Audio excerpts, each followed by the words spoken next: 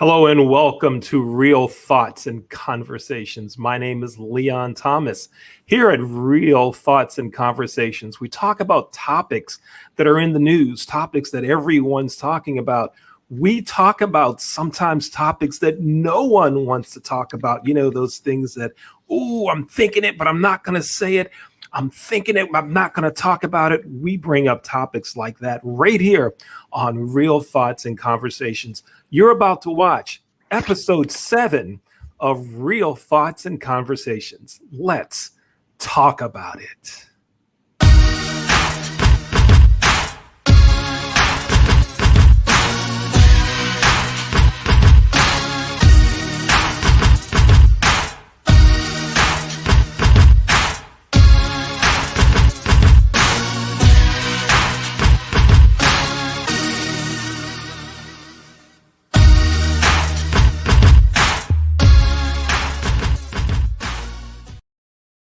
We're glad you're here for another episode of Real Thoughts and Conversations. I'm Leon Thomas. Tonight, we're going to have our second conversation about mental health. We talked about mental health last week. We're going to talk about it this week on Real Thoughts and Conversations.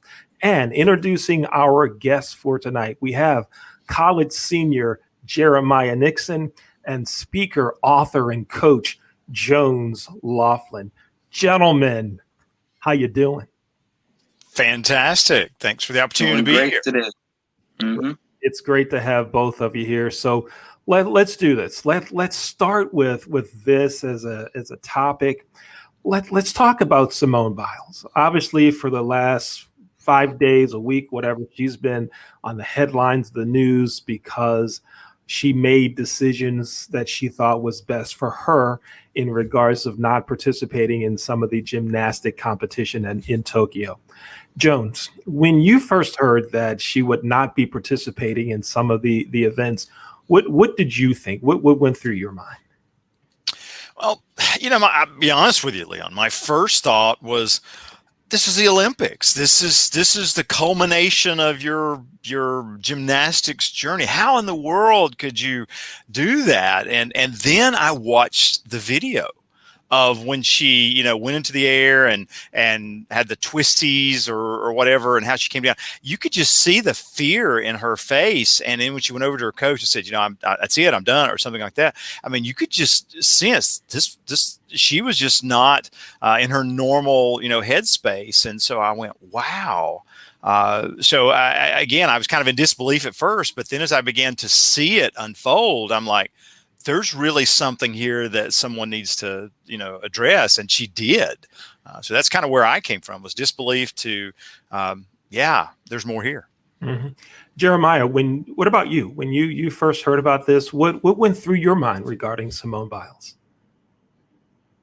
Well, when it went through my mind the first time that I seen that she was stepping off because of mental health, it was kind of rare to me because I'm always seeing her, participate, in this gymnastics thing. Especially, she's always the first one there, never cheats and everything. So just like as Laughlin said before, when you see the video again, you can see the hesitant. You can see her mind just not focused, especially when she's landing. You can tell that something is off.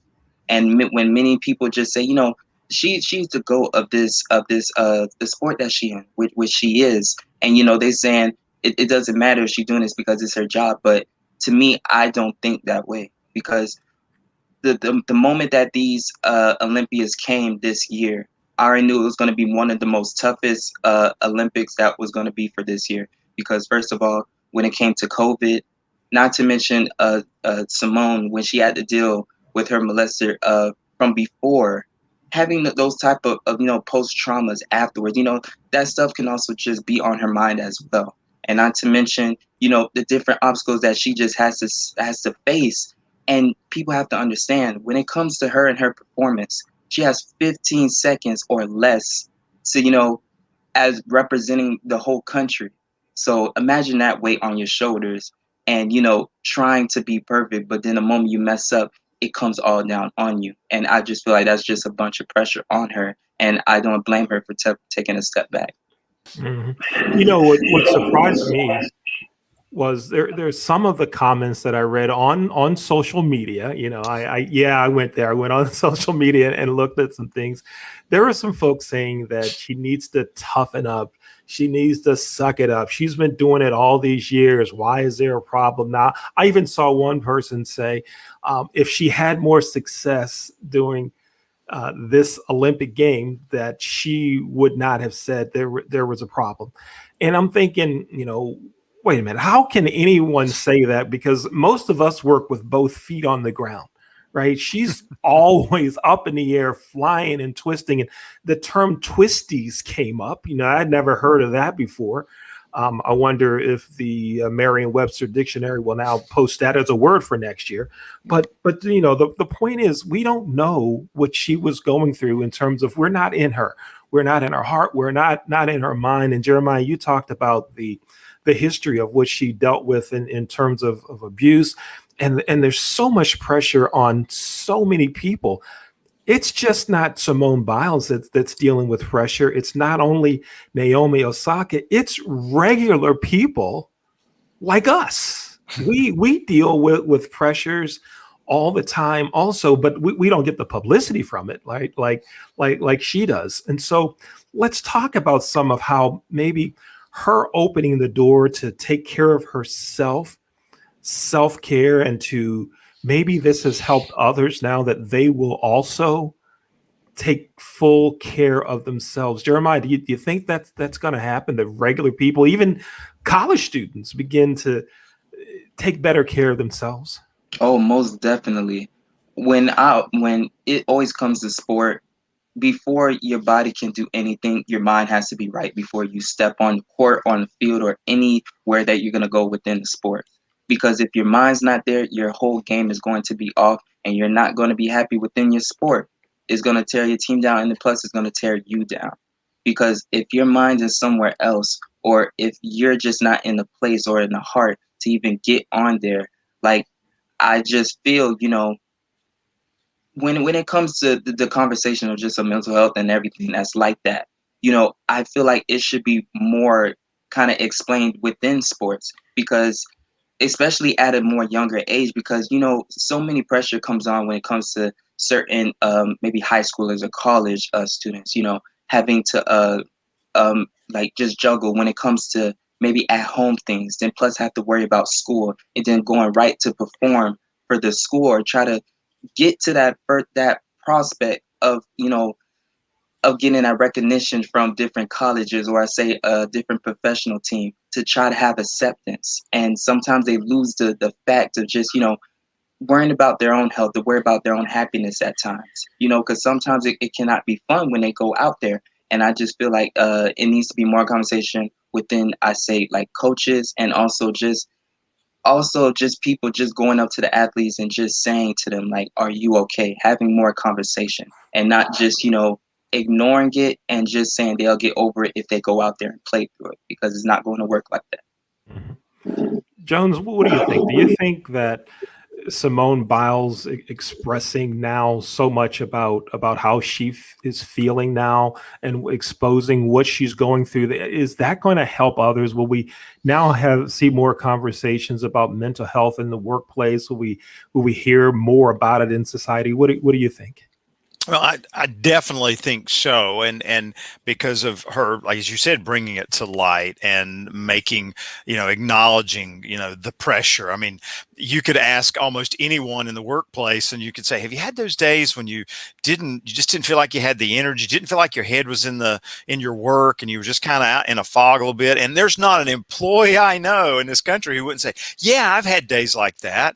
And the difference is, if you are working in a job where you're in front of a computer, or you're fairly sedentary during the day, you're not moving around a lot, it's not a big deal if your head's not in the game.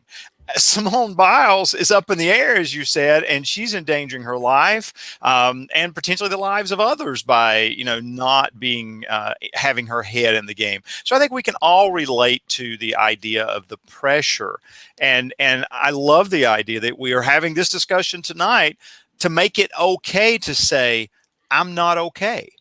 that I'm just not feeling it today. I just got these things going on. I love what Jeremiah said about the different pressures, whether you're a college student, a high school student, or an adult, is saying, you know what, pressure, there's a lot here, and I can't handle it all. I don't have the capacity right now to handle it all, and beginning to have those conversations, hopefully with others who will be empathetic and talk it through with them, so that they don't feel like, well, there's something wrong with me, and then isolate themselves. And that's when it gets dangerous to me, when someone is struggling with that pressure and they begin to think, oh, I'm just not good enough, or there's something wrong with me, and then pull away from that support group that could be a benefit to them.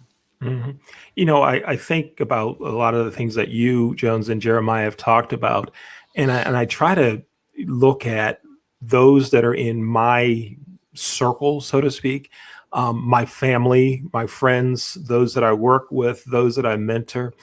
And I don't know everything that every one of those people is going through. I don't know their inner thoughts. I don't know the pressures that they're facing outside of the relationship that I have with them. But I hope now that if seeking help for mental illness wasn't cool before, that maybe it's seen as the in thing, the happening thing to do now. And I look at you, Jones, and Jeremiah, and I think about the variety of differences that you have and who your inner circles are. Jeremiah, as a college student, senior year at Warner University, what types of conversations have taken place with you and classmates, not only now, but how about in previous years? Has there been a discussion about mental health? Do universities offer assistance for students that need to have someone to talk to? What's the landscape there on the college level? And then Jones, I'd like you to immediately follow up and talk about it from a business perspective. What type of support is there? And then we'll get into some more details of what we can really do, maybe some simple things we can do. So Jeremiah, you go ahead first. Okay, Leon. When it came to, because my previous school I used to go to was Johnson and Wales University. So during those conversations, the biggest one is always within, I say, the male community, because so much when it comes to mental health, they'll say, guys, don't show too much of your feelings because you'll be soft if you admit certain things of mental health. If you say certain things, and that's why, there's such a certain lock that when it comes to that, masculinity of just not revealing and being open sometimes, that that was always a tradition type thing. And and just having conversations about before with different college students and stuff is a point right now that thing needs to be broken out of, because within this time right now, you don't know so much what a lot of people is going through, because so many different people can just be smiling just around you, but then when they get behind closed doors, it's just like a certain shut off. You have the certain things of certain class clowns that come in. They'll do the nicest things for you. They'll make everyone laugh, but then inside, they're broken of a lot of different things like that. And that even goes for different things of anxiety.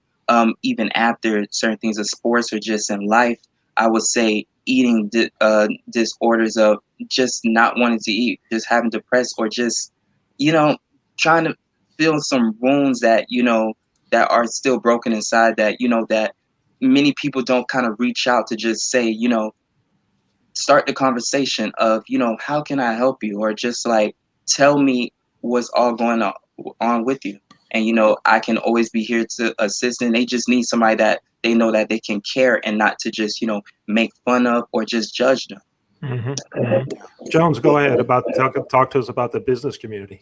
Yeah, I think one of the biggest things is, I think it has to be modeled by leaders and managers, people who are in those positions of authority, or in positions where people look up to and say, hey, it's okay to talk about that I'm not okay, that I'm struggling. And sometimes that's as simple as a leader or manager saying, this is really wearing on me mentally to try to figure this out. Or, I've got these things going on in my life. Wow, it's really a juggle right now. Or just simple things like that are cues to the rest of the team that it's okay to admit that you don't have it all together and that you are, feeling the pressure or struggling.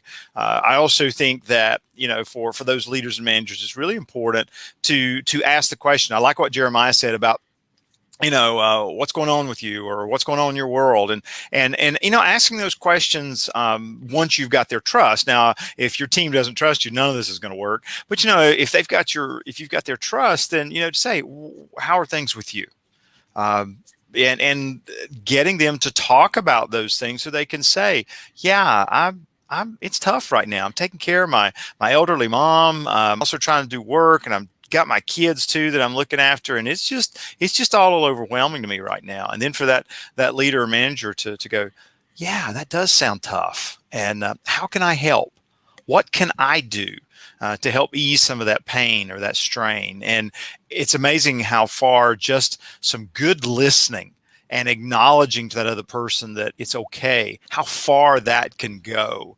Leon, in part of my work, I work as a coach, and it is fascinating to me how many people I coach, and at the root of some of their challenges of burnout or overload is just, they just feel so isolated. They want to talk to somebody about it. And when you'll listen to them and you don't have to have answers, but just listen. It's amazing how you can almost see the weight coming off their shoulders as they're able to say, yeah, this was good because I got to talk about it. Mm-hmm. Something interesting, it happened to me maybe 6 or 7 months ago. I wasn't feeling well and took a couple of days off from everything. And someone very close to me said, you don't realize how much you are dealing with. You haven't taken inventory of your own life to look at what you're dealing with. And they went down the line. You're dealing with this thing, boom, boom, boom, and just kept counting. I'm like, dude, run out of hands already. Please don't go to number 11. He's like, yeah, but you're dealing with all of these things. Cut yourself a break. You need some time to get away from it all. You have a lot going on. We're going to continue this conversation in just 1 minute. I want to talk about a couple things here. First, I want to remind everyone that you can watch this show, Real Thoughts and Conversations, every Wednesday right here. If you're watching on YouTube, LinkedIn, or Facebook, we're here every Wednesday at 7 o'clock. Love for you to be a part of the show. Make sure you watch it, and maybe there'll be a post that tells you about the topics for the upcoming shows. And if you'd like to be a guest panelist on the show, send me an email. Send it to me, Leon Thomas, at leonthettrainer@gmail.com. On Mondays at 7, we have a show called New Biz Buzz, where we highlight new businesses that are new, businesses that are doing something unique, and businesses that are helping society. We do that on Mondays at 7. And also Monday at 8 o'clock, we produce a show for Jasmine Pollock. It's a sports talk show called First Impression Sports Talk. If you'd like to be a guest on that show and talk about some hot topics in sports, that show is Monday at 8 o'clock right here on these same areas that you're watching now. All right, let's get back to our conversation on mental health. So Jones, I'm going to just take maybe 30 seconds to talk about how we met, and then I'd like to get some tips and so forth from you. All right, so we're at a convention, and Jones was one of the speakers, and I looked at the roster of speakers, and Jones was talking about time management. And I said, put an X to that one. I don't need to learn any more about time management. I handle my time pretty well. I don't need that. I don't need to know about work-life balance, if there is such a thing or whatever. And I didn't go. I intended to go to another session. I don't know. I think I was late to that session, and I had to sit in the front row or something. And I kind of snuck in the back of Jones's. And I'm in this session that I really didn't want to be in. And they end up taking like 5 pages of notes on some of the basic principles that you reminded us of, but gave us a different aspect, a different way of looking at things. And I've loved your videos and your social media posts on things that help us all manage our lives better. And so when we talk about time management and managing our lives better, what are some things? Can you give me 2 or 3 big things that some people, most of us, just don't do that could take stress away from work or not allow it to come into us? Can you give us some things that would be great for us to do? Yeah, I'll just real quickly. One of the books that I co-author is called Juggling Elephants, where we look at our life like a circus, and that's the model. And there are 3 rings in our life. We've got a work ring, a self ring, and a relationship ring. And as you think about that, if I say to you, which ring do we neglect most often of the work, self, or relationship? Then immediately everyone goes, well, it's the self ring. And okay, which one do you plan for most intensely? Well, the work ring. Got a problem here. Yeah, we plan for how we want our work day to go, and then we might plan for how we want some relationships to go. But we're terrible at planning for taking care of our own health, whether it be physical, mental, emotional, or any of those areas. And so I think it starts with making yourself a priority. How could you plan more for your own well-being?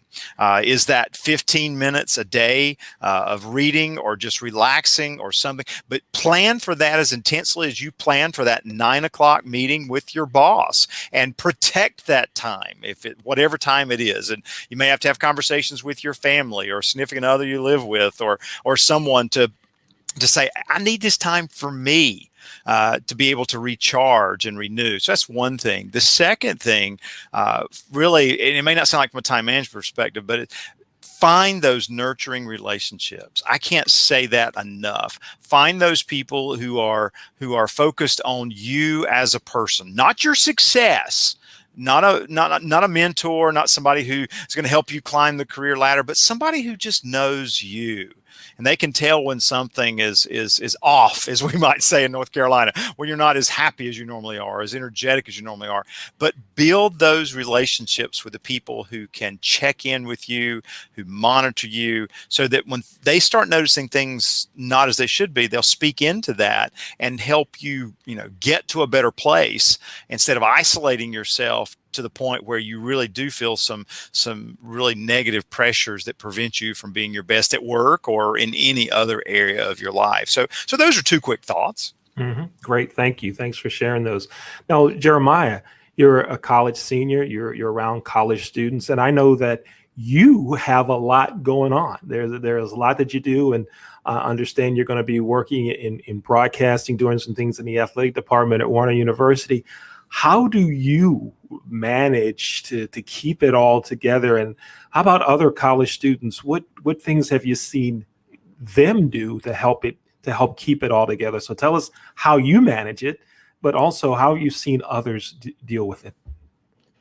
Well, just like how, as Mr. Laughlin said, at that thing of making a schedule, for having your own time, your own significant time to yourself, because many people don't know how precious those times are. You need those times to reflect on yourself, the times you need to say, what I can do better. Your mindset of just a place of ease and mostly of relax. Because I know as a college student myself, one thing, I did have changed over time was trying to make a schedule for my whole day. Try to make like each day to just be like, okay, I'm going to have this, maybe classes, the middle time for lunch, hang out with friends and stuff, and then just have time to just even just by myself, or just having people around me that we just having certain talks, like open talks, to where that you're just talking about maybe things that you can relate to more. And I just feel like when those times are valuable for yourself, it's just kind of improving yourself as a person, because many people, they get so caught up with just, I have to be around this person. I have to be around this person all the time. I have to find out, what they think. I have to think about, but you have to think what's on your own mind. You have to do what's going to make you happy, even if some people like it or not. It's about how you feel. It's about your goals of what you want to achieve. The things that you want to get out of your system. like I said, just improvement. hmm Jeremiah, one of the things that you mentioned is just hanging out with friends. And when I was in college, we didn't plan it to be a mental health break, so to speak, but we hung out a lot. We hung out. There was Monday night wing night. We hung out, but also we had playtime where we'd go to the gym and play basketball, or we'd go bowling, or play Right. racquetball. And Jones, as you coach individuals, I hear that you're still saying some of that. Guard that time for yourself to have some time that you need to get it back together. I play a lot of racquetball now, and racquetball is like the one time per day that this is not on me. It's locked up. And so I'm away from whatever's happening. I'm away from it because I can't carry it on the court. It's locked up. And it's like that 2 hours is, it's the most peaceful time of the day. Now it's stressful playing, but it's still the most peaceful time away from some other things. And I hope others can watch the show and pick up something that they can take to help get rid of some of that stress and make things easier for themselves. And the final piece, Jones, we're going to start with you on this one. Mhm. Tell us about a success story. You're not mentioning someone's name or Sure. anything like that, but someone that you saw that really needed some help, some assistance, and through listening to you, for you helping them, having conversations with them, you were able to change the course and perhaps even help them from going through a serious mental struggle. Could you give us a success story, please? Yeah, for me, Leon, it would be a 56-year-old owner of a plumbing company who contacted me, and he was just all stressed out and just not sure about what he wanted to do, was just feeling burned out. And he says, I've never paid for coaching before, but I guess it might be worth it. And so I got to be honest, I lowered my price just because I want him as a client. and it was interesting how, as we had 4 sessions, and as we talked through his situations, what he was going through, like you said, there's all these things he didn't realize he had going on and didn't have a healthy perspective on how to look at moving through them. And I was very blessed to be able to kind of walk with him and ask him some different kinds of questions to get him to see some things and just take some small steps. And after those 4 sessions, I will never forget just how he said, said this was worth it. And I'm like, good, sir, I'm glad it was. But my thing there, and he knew what he needed to do. He just needed somebody to stop him long enough to get him to look at it in a different way. And I think that's so important for any of us, is that we're all so busy and we're feeling the pressure. If we can get somebody, or if we can stop ourselves and go, how am I looking at this? Is this healthy? What should I be doing differently? To me, that's that first step that can really get people to a better place. Great. Thank you. And Jeremiah, I'm going to toss a very similar question to you. Tell us about, again, not naming anyone, but maybe a friend or an acquaintance that you've talked to help them refocus, re-navigate, to get them back on the path, either because you're spending time with them or because you guys are playing a sport together or whatever. Tell us a success, because I know you're involved in a lot of things and you have a lot of good friends. All right. So tell us a success story that you've seen at the college level. Of course. Well, I can say how my thing transitioned from high school to college when it comes to this person. In high school, I met this guy. He was in my 5,000 Role Models program. That I was the president of at the time, and during those years, the last 2 years, he was hanging around maybe the rough crowd, but then would try to come back and then try to do both, to where you're not being who you really are, but then at the same time, you want to fix it, but you're in the middle. So I just told him, I was just telling him just the real, just like, yo, like what's going on, man? like, because I want to see you succeed, and I want us to be in a better place than where you at. But you hanging out with these people, I mean, you still don't even know where you want to go or where you want to be in life and stuff, and just what your career, what you want to be. And as he just explained to me just so much about, like, just a lot of the directions, like, is always a roadblock for him when it comes to careers. And I just told him the different opportunities that the club had, that would just be like, these can fix your problems. You just have to apply yourself.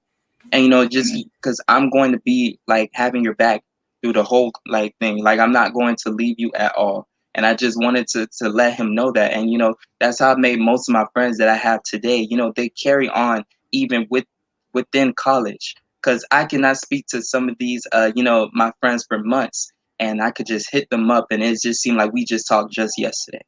And because that's my thing, we have those talks to just be like, how's everything going? We sit, we go somewhere, have something to eat, or we even talk on the phone. We just be like, like, how's everything going? Maybe joking at sometimes, but we'll just sit and just talk about the real, their life just going good, progressing, what their next goals are, and et cetera, those things like that. Great, thank you. Talking about the importance of relationships. So thank you for sharing that, Jeremiah. Jones and Jeremiah, thank you both for being guests on Real Thoughts and Conversations. First, before we go, everyone, if you want to get in touch with Jones Laughlin and learn more about him, you can do so by going to his website, joneslaughlin.com. And you can find him on LinkedIn by searching Jones Laughlin on LinkedIn. An excellent speaker, coach, author. Thank you. Follow Jones Laughlin. You're going to learn a lot. Your life will be better for it. Jeremiah Nixon. You can find him on LinkedIn by searching Jeremiah Nixon. Jeremiah is going to be a very good sports attorney and sports agent. That's his career goal. So now's the time to connect with him, because when he hits the big time, he's going to have people guarding his LinkedIn. You're just not going to be able to talk to him like that. So it's not going to be that simple. So now's the time to build a relationship with him. Jeremiah, we wish you great success in your career endeavors. Yes, We wish you all the best. Jones, continued success to you too. Thank you both for being here on the show. Folks, you just watched another episode of Real Thoughts and Conversations about mental health.